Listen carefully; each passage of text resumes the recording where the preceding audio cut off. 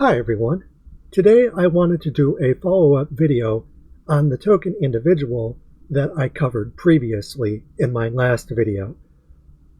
This person is a TERF and a SWERF who was effectively accusing me of being counter-revolutionary and not understanding Marx and all of these other things that they thought I was essentially guilty of and not really being capable of revolution in any productive kind of way.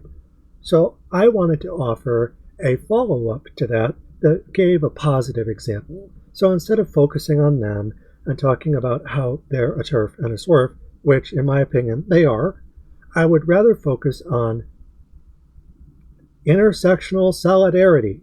So whereas the previous video was on the tokenism of Charlotte, this video is on an illustrative example of intersectional solidarity as it pertains to my work and the work of my friends. We do sex work and we combine that with various aspects of academic theory, but it also includes other people besides that either count amongst our number directly or who work alongside us. So keeping all of that in mind, that's what this video will be about. Instead of tokenism, we're talking about intersectional solidarity that refuses to tokenize and contribute holistically towards an intersectionally solidarized movement that punches up through tactical unity at the state, its authority, overreach, abuses through police power, and capital more broadly. This is an attempt by me and my friends to give some illustrative examples of how not to be token the way that Charlotte is. So I have assembled a variety of different examples for you to look at. It includes me and my friends, but it also includes people in a broader struggle where we don't necessarily know each other. I'll give examples of people from the global north, from the global south, of sex workers, of people who aren't sex workers but rather activists more broadly, as well as content creators on YouTube who come from a variety of different positions, including immigrants, trans people other than myself, and Marxist-Leninists as well, just to be holistic. So first and foremost, I want to focus on people that I work with.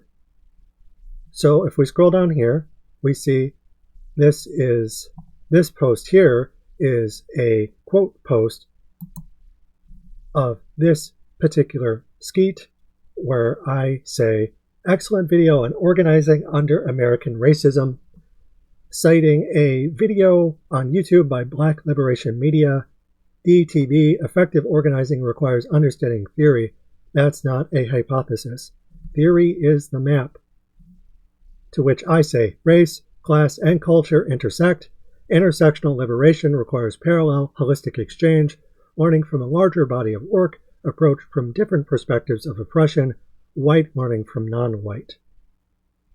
And on top of citing this video, I also give some examples of people that either inspired me or who I work with.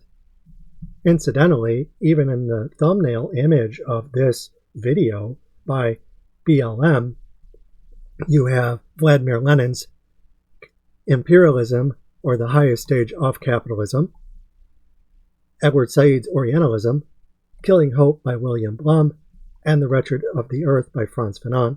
So I'm pretty familiar with all of those texts, and there's various other texts that I haven't actually read myself. I've heard of some of them, such as Bury My Heart at Wounded Knee, and some of these other authors I recognize as well. So these are all obviously influential thinkers and works and ideas, very similar to how I might recommend a variety of things as well if I were doing a similar such seminar. One writer that inspired me, for instance, was James Baldwin. You think your pain and your heartbreak are unprecedented in the history of the world, but then you read. It was books that taught me that the things that tormented me most were the very things that connected me with all the people who were alive, who had ever been alive. The idea of intersectional solidarity, then, is we are connecting with each other across space and time in the present moment, but also the past, pushing collectively towards a better world for all, a world of post-scarcity, a world that is, in Marx's language, classless, stateless, and moneyless, but also I would include raceless, and one that allows for all varieties of genders, and an absence of persecution tied to gender, sexuality, and all things to do with that, as well as various other concepts we don't really have time to get into now. Beyond these thinkers, though, up here, and James Baldwin, are different workers that I've worked with that represent these ideas put to practice, an intersection of class, culture, and race under Gothic, gay-anarcho communism as I conceive it. You have to keep in mind that this is a larger project, and it is one where these people are all muses in said project. So, that being said, I have some different examples here. Bonding with other oppressed groups, I radicalized through a shared perspective studying from, contributing to a collective struggle, reversing abjection with queer friends of color, but also cis, GNC, non-white partners, and sex worker associates adding to shared revolutionary attitudes. Some examples. And I actually give 2 different pages of that, or 2 different posts, rather. The first example is my partner, Bay Ryan, from New Zealand. A portrait of my Maori-Irish partner, Bay Ryan, the writer, co-editor of my book series. So this person is an Indigenous person from New Zealand, and they are a sex worker, they're disabled, they're Etherian, which is similar to a furry, but it has more of an indigenous / spiritual flavor to it. You identify with nature more deeply than a furry might, though furries oftentimes do have those kinds of connections too. It's more a matter of flavor and degree. Then I also have other examples as well, such as Darling, a non-binary sex worker and illustrator who spends a lot of time, similar to me, illustrating sex workers, often to express forms of body positivity and liberation from various forms of body policing, such as fat shaming. They also are into fantasy narratives, such as Tolkien's literature, and approaching it from a more liberatory perspective as a person of color. Next, we have Rhaina Targaryen. Rhaina Targaryen is a cis woman of color who does sex work alongside their husband, and they are also into photography that stresses body positivity. And then last but not least, we have Roelle the Rabbit, a trans woman of color who is also a horror fan and uses that to express various things that have to do not just with identity politics, but basic human rights, because the 2 of those things often go hand in hand. It's a dialectical material process.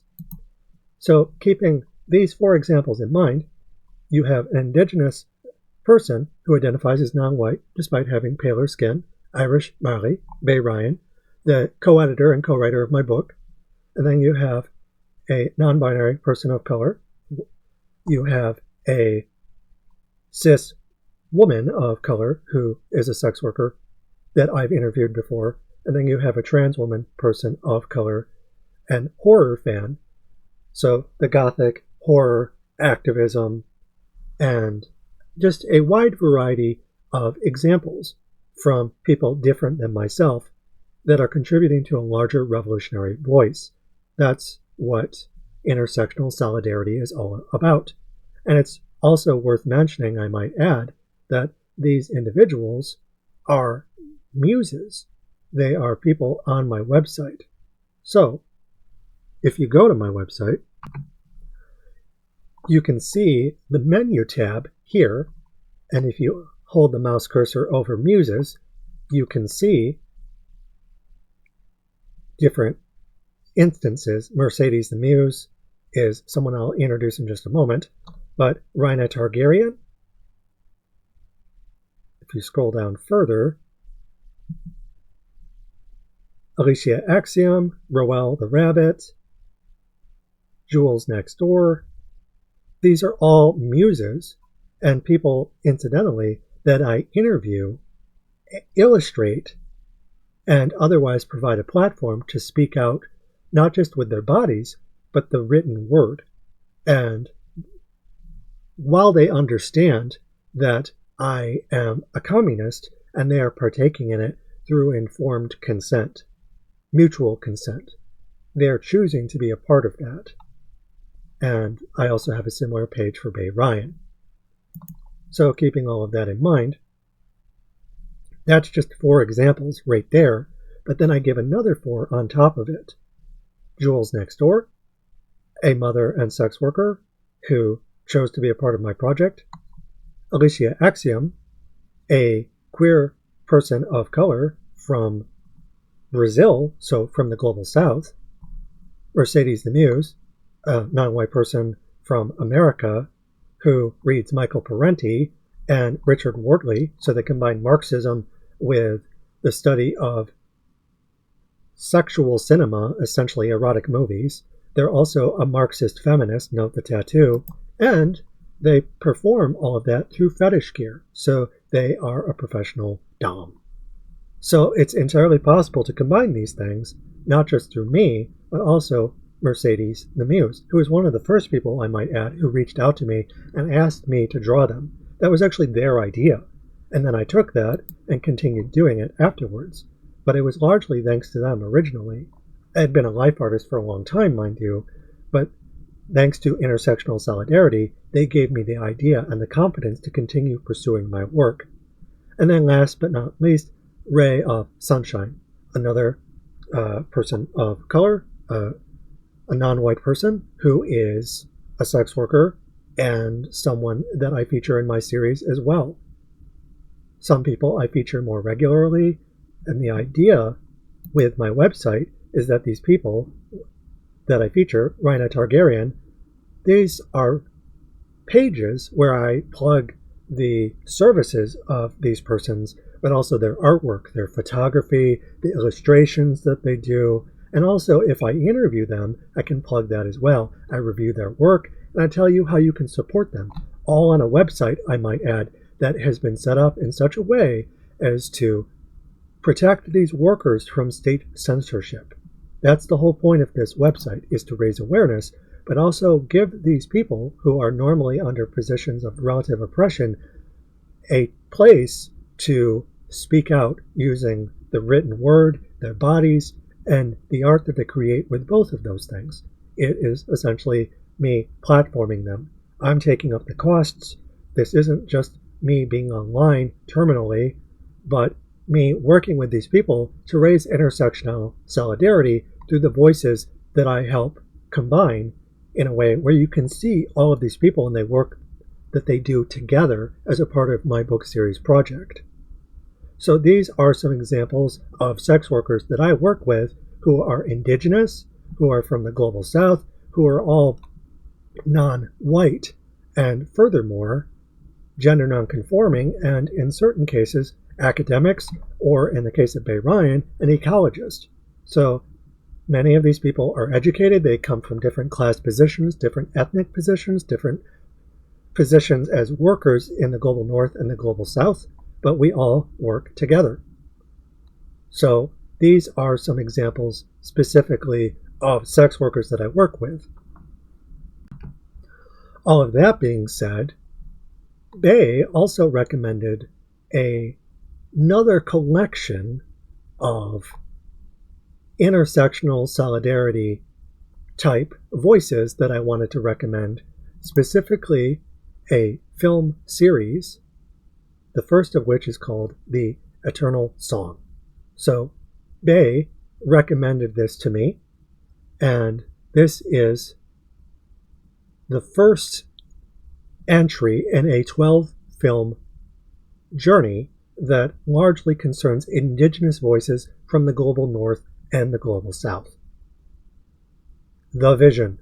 Our vision for the 12-film Wisdom of the Ancestors documentary series is to honor indigenous resilience, illuminate sacred wisdom held for humanity and Earth, and invite healing across communities facing trauma and colonial erasure. The people talking here are Indigenous people, but note the idea the wisdom of the ancestors is a similar idea to what I talk about in my own work, the wisdom of the ancients.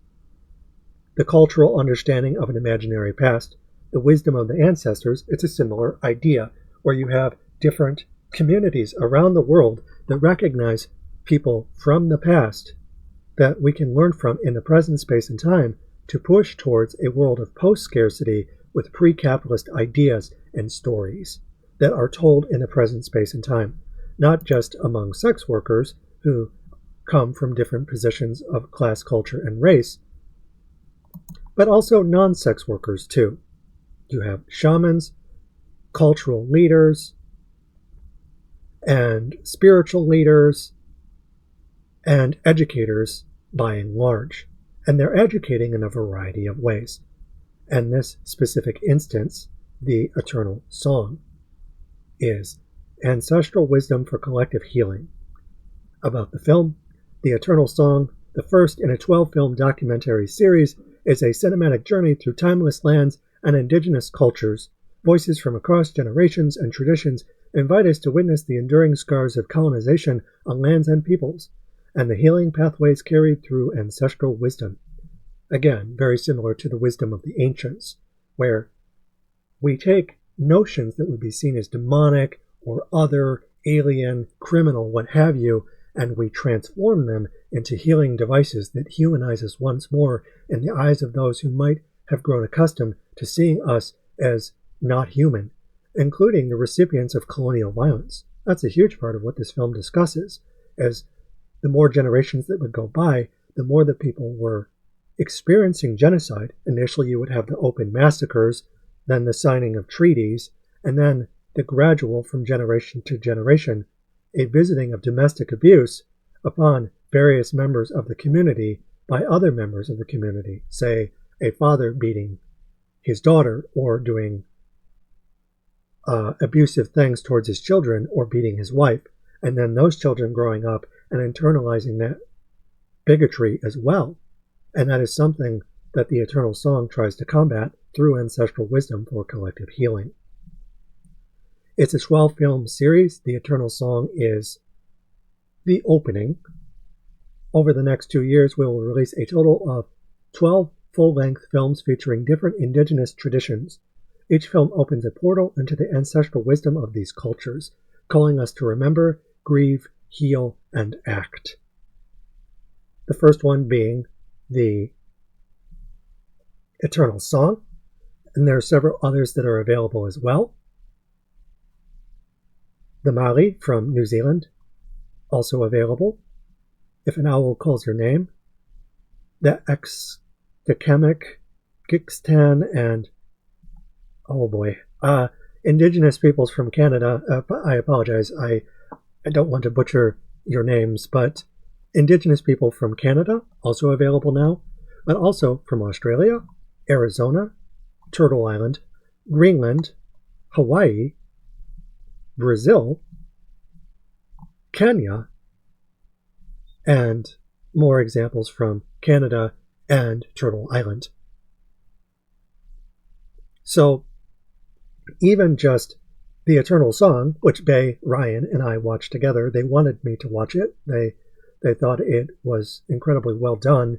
The kind of thing that could easily devolve into cunning recognition, red skin, white masks, rainbow capitalism, that kind of thing. But in this case, in their opinion, as an Indigenous person, was incredibly well done.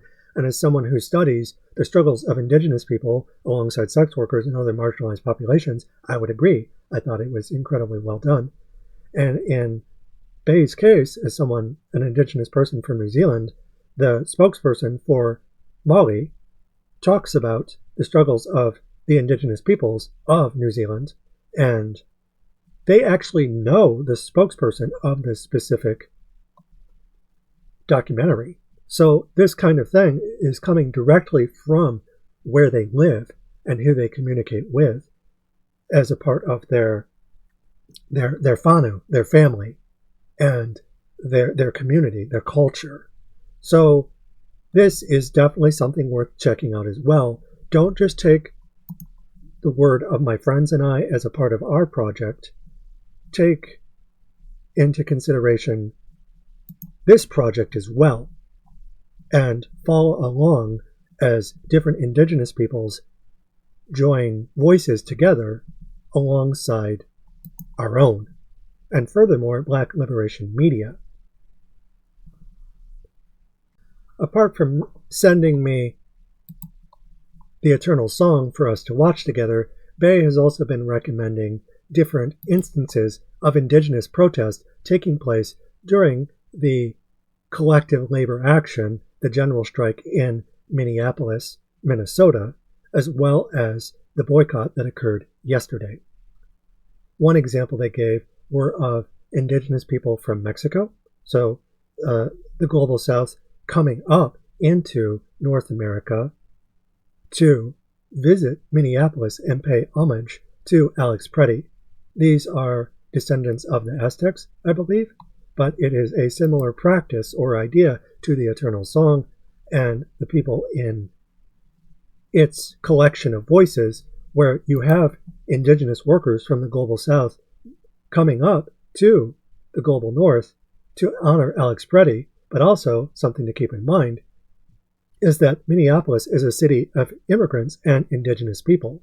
So the people who are visiting and dancing to pay homage to Alex Preddy, they have connections to here as well.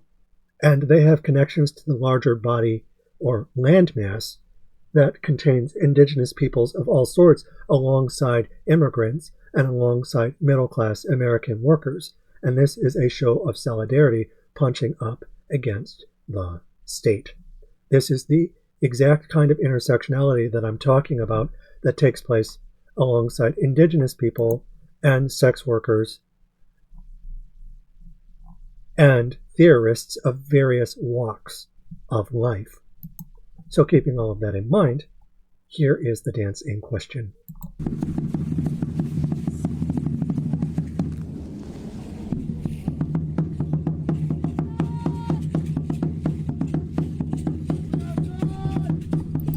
And real quick, just to make a film analogy here, if you want a comparable scene, imagine the dance scene from Sinners, where the people at the speakeasy are dancing, playing the blues, and they are connected across space and time with their ancestors, people past, present, and future, that they find common ground with. And this is, obviously not an idea that's unique to Indigenous people. It's one that's expressed Gothically amongst British and American citizens of different classes, cultures, and races, but it is something that is enacted here in a very similar fashion to the way that it occurred in Sinners. You have different people coming together, performing a singular dance that ties us to ancestors of all different kinds across the globe.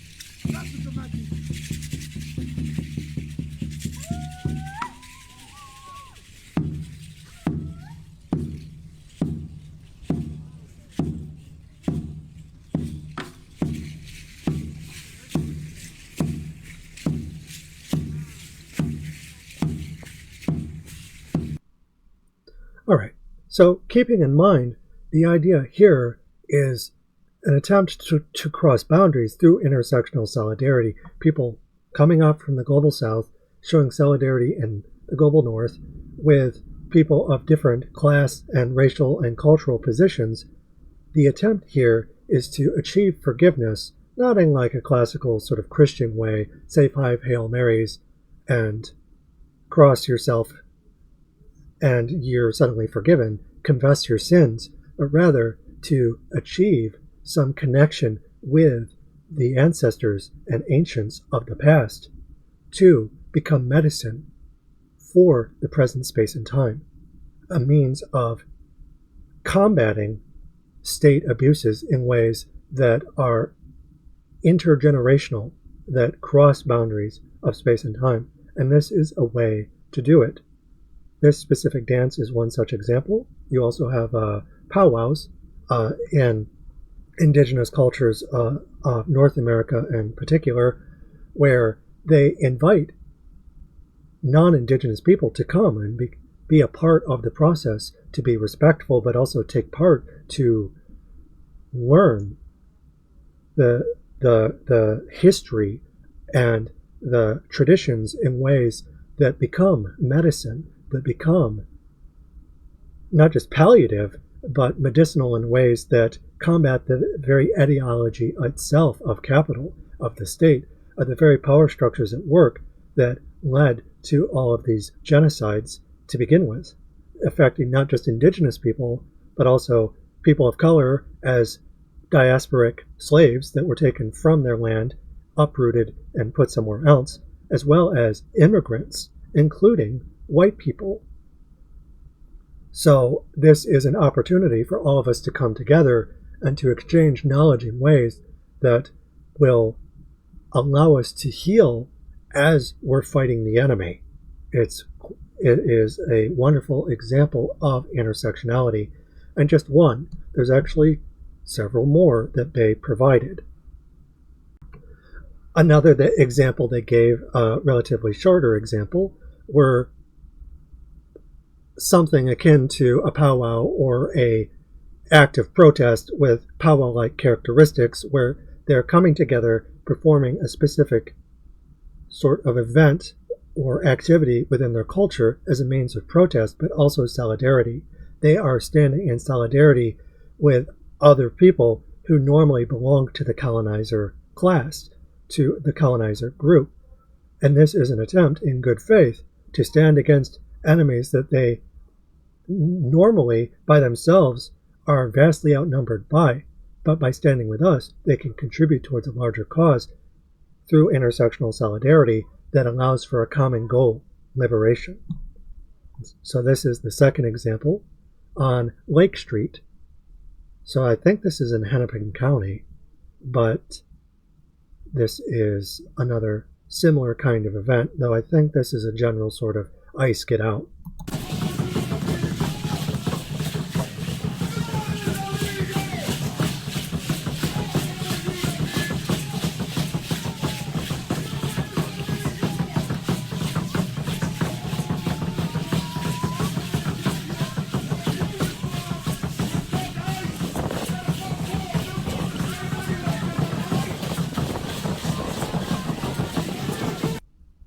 So it bears repeating here that Minneapolis is a melting pot of different cultures, including indigenous people who live in the city.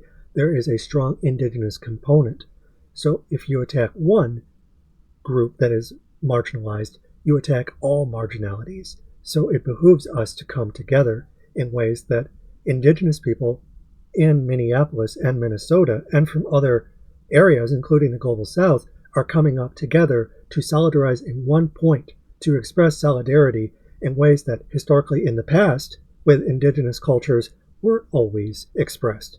Again, red skin, white masks, cunning recognition, and various tactics of division that over time helped divide native populations in ways similar to the treaties of the past. And now, instead of taking the bait, they are coming together to punch up. Beyond indigenous people, though, you also have American citizens of different ethnicities. One such ethnicity is people of color. And this example that was given to me by Bay is of someone who I believe lives in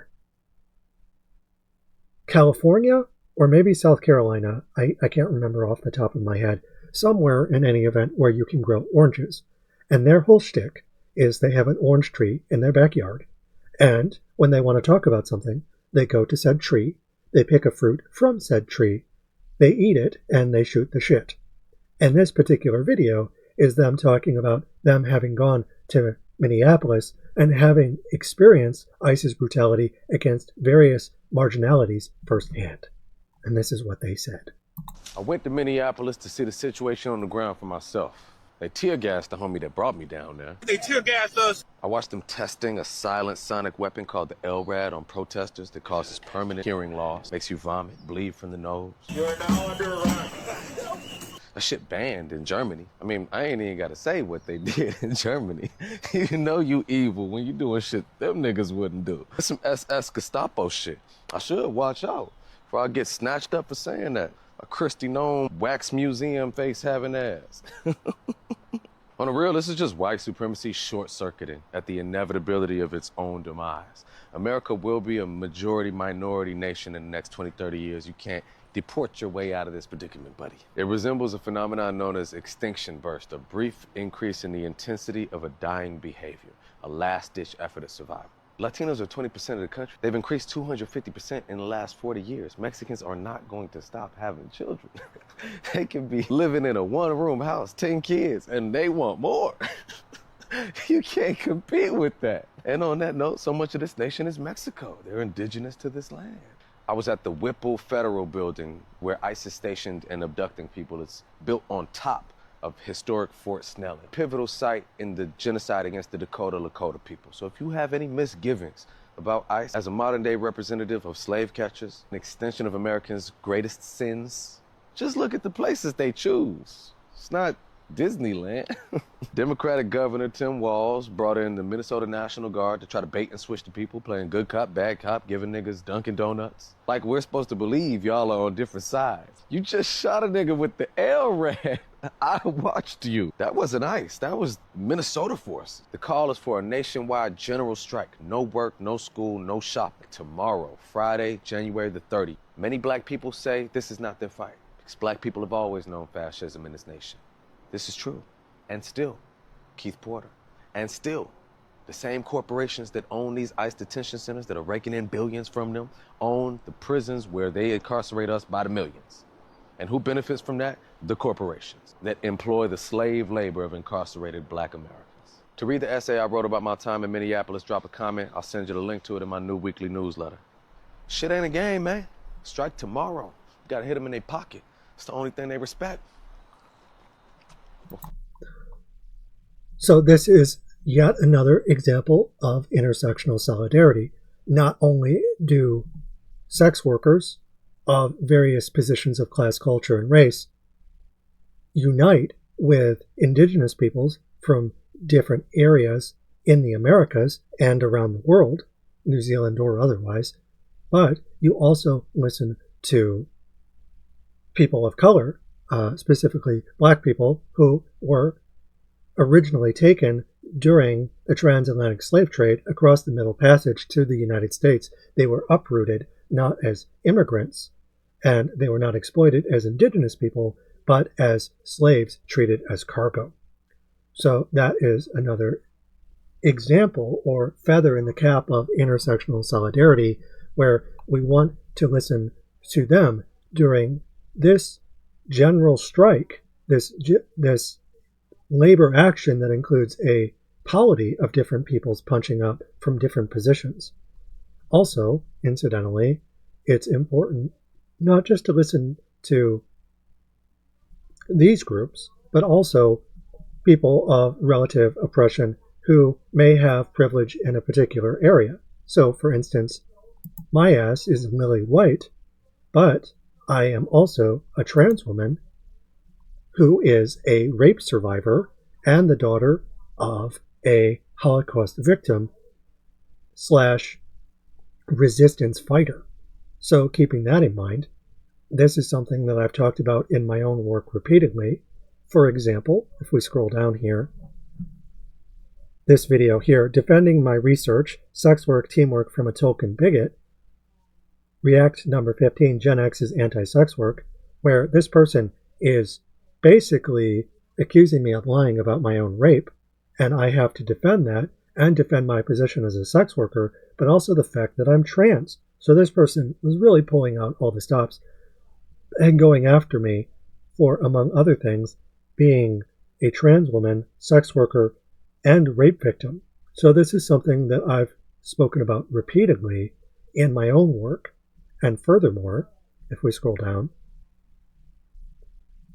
this video, Anti-Semitism, discussing my grandfather, a Dutch Holocaust survivor. And my grandfather, Henry van der Waard II, was a Holocaust survivor during World War II, obviously, but specifically from the Dutch underground.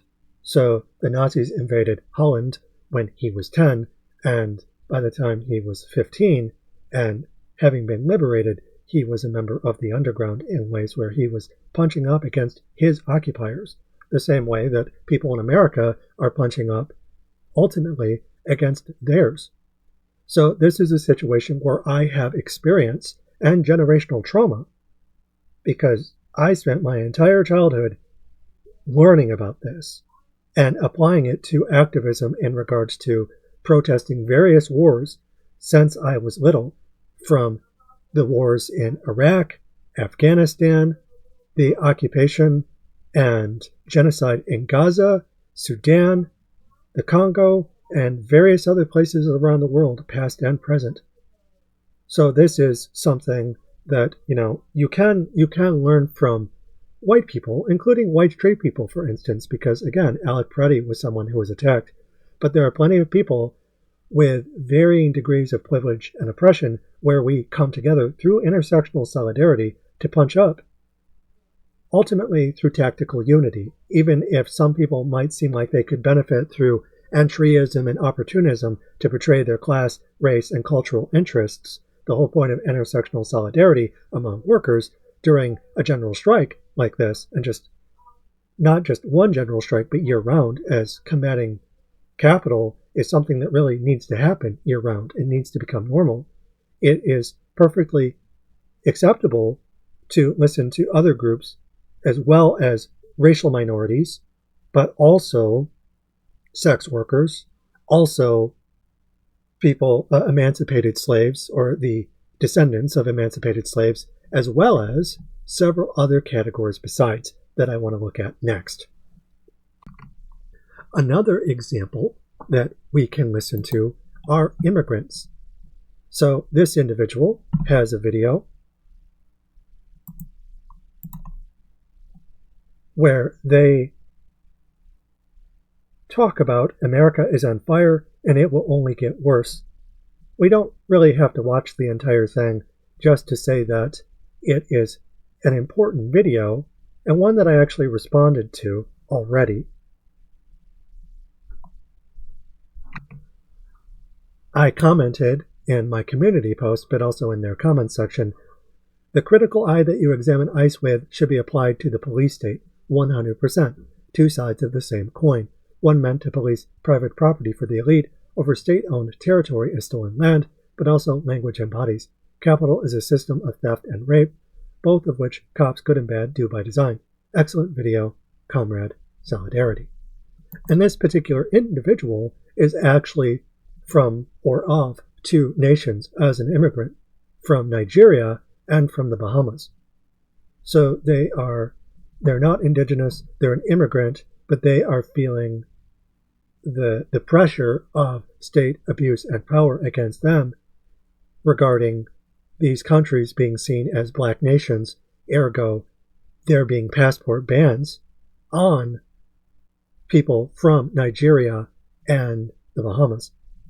And this person is making this video to speak out in solidarity, very much the way that these other examples are in regards to my own work as a white trans person, in regards to people of color living in America who were born in America, Indigenous people who live in the Twin Cities or in Minnesota, and people who came up from Mexico, but also Indigenous people around the world, and sex workers taking part in a larger project, Gothic, gay-anarcho Communism.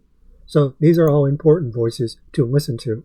Furthermore, you can also listen to other educated people of privilege, other white trans people, for instance. One in particular that I would recommend is Jesse Gender, Finding Nuance in the Nerdy. I have to admit I'm not the biggest Star Trek fan, but at the end of the day, I enjoy Jesse's content insofar as, compared to various other breadtubers, I feel like they're far less egregious than some, R.E. Abigail Thorne or Natalie Wynn.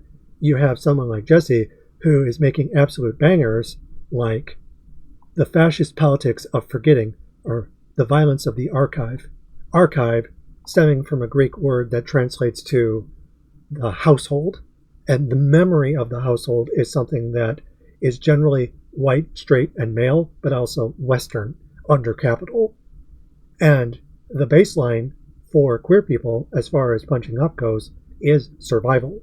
Surviving in ways where we pass along our stories and communicate who we are in ways that are experiencing genocide, not unlike Indigenous people of different cultures around the world, across the globe, and on American soil, in Central America, the global South, and in the global North in Minneapolis.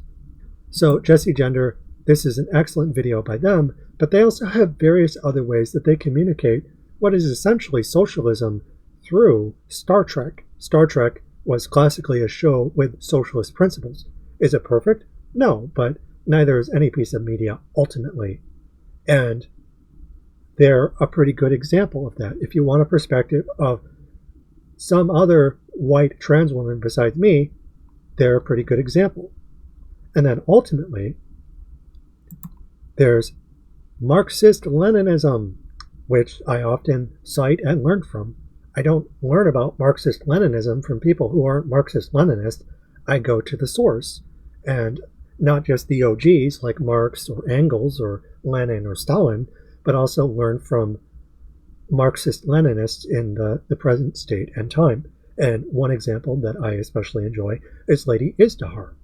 Lady Izdihar is someone that I've learned from repeatedly. They have various essays, but I especially enjoy their short videos because they jam-pack a bunch of readily accessible information into effectively 1 or 2 minutes. It's very well done. They're very stylish. It's not my particular thing. I'm not really into the 1940s kind of look myself, but I will say that they absolutely rock that shit. Speaking of things that they rock, they also completely kick ass insofar as educating about Marxist theory goes. So if you're not really interested in learning from my perspective, or you may have heard of some of these examples already and you're not familiar with them, I would absolutely recommend their content as well. Because unlike the token example I gave at the start of the video, this person, who from what I understand is a bisexual Muslim living in America, is communicating these ideas in ways where they encourage punching up through solidarity. And to wrap up the video, I wanted to conclude by watching this specific short. I think there's a lot of well-meaning organizers and people who've been in this sphere for a while who are raising concerns. However, it's interesting because on one hand, I see a lot of critique on the general strike being, oh, I don't see unions backing it, I don't see more organizers on the ground talking about it, there's no strike fund or groundwork set up. And like a lot of people aren't educated on the functions during strikes, what's meant to happen, what they're supposed to do. And historically, the biggest movements didn't begin perfectly planned, they began because people couldn't take it anymore. They often erupted out of mass pressure and then built structure as they expanded. I think that the clear and obvious decision here is to ride the momentum. Why are people so keen on dampening the movement over technicalities or not being ready enough? But also, why are we trying to implement measures that we've used over the past 40 years wherein nothing has actually changed as far as labor conditions and improvement in quality of life? Why must we follow these rigid standards that genuinely haven't been working for us? Like, we're in such a good position right now, it genuinely feels like the majority of the population wants change and is willing to strike tomorrow. That's huge. But suddenly people are speaking up, butthurt that it's not following their very specific model of organizing. Change doesn't happen when we are comfortable and filled with immaculate foresight, nor when we are ready. We must maintain revolutionary optimism, not squander or push back or make those who are newly inspired and class conscious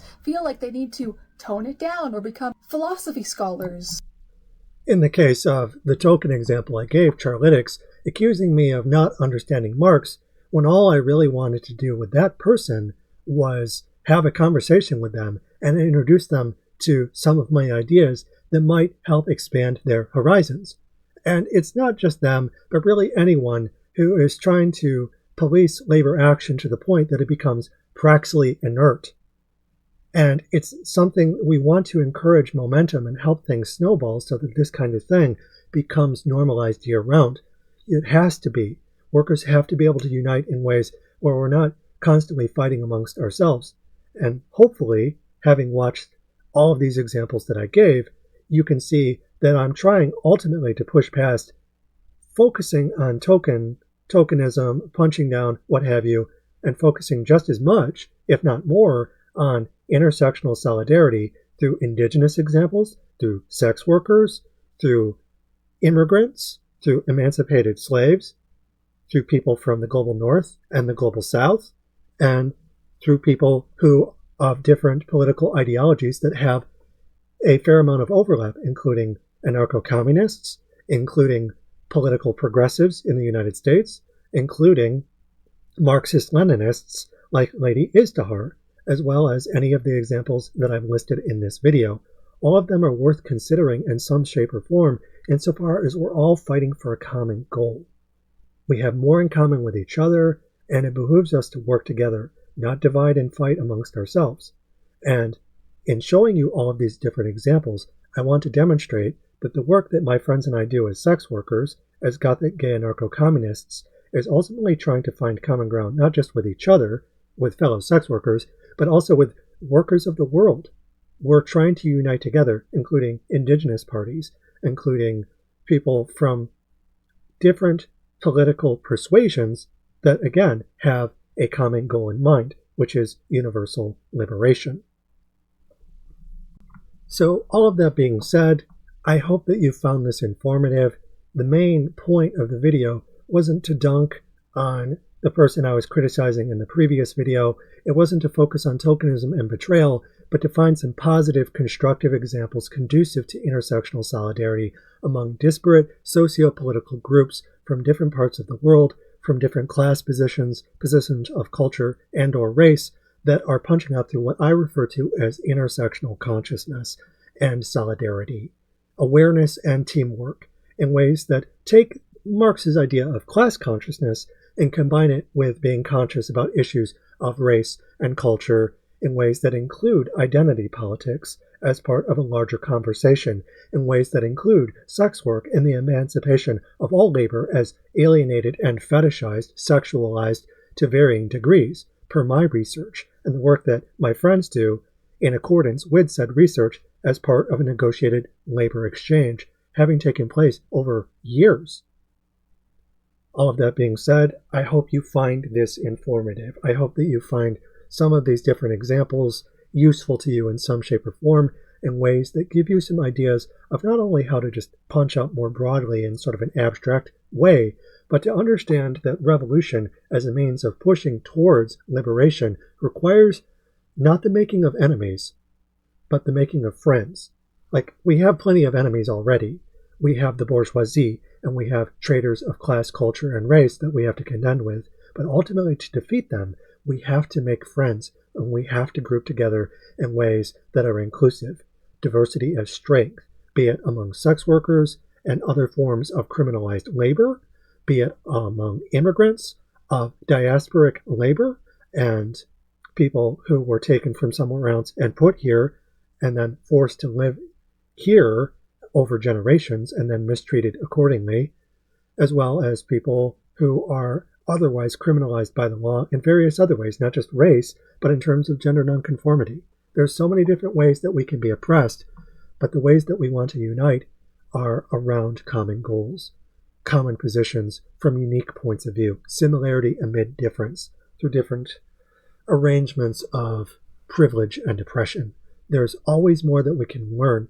We want to learn from our friends by coming together, and these are some of the building blocks I hope you can take and use as rabbit holes to tumble down as you grow more and more conscious over time. You'll need it. In any event, thank you for watching this video. If you liked it, you can like, share, and subscribe, but I would also strongly encourage you to go to any of these channels that I provided in terms of videos. Some of them I don't have links to just because they were shared in ways where it was just the video that was shared, not a link. But any links that I can share, I will put in the description. Go support them as well. They need it just as much as I do, if not more. And until next time, thank you for watching. Solidarity, comrades, and stay safe out there.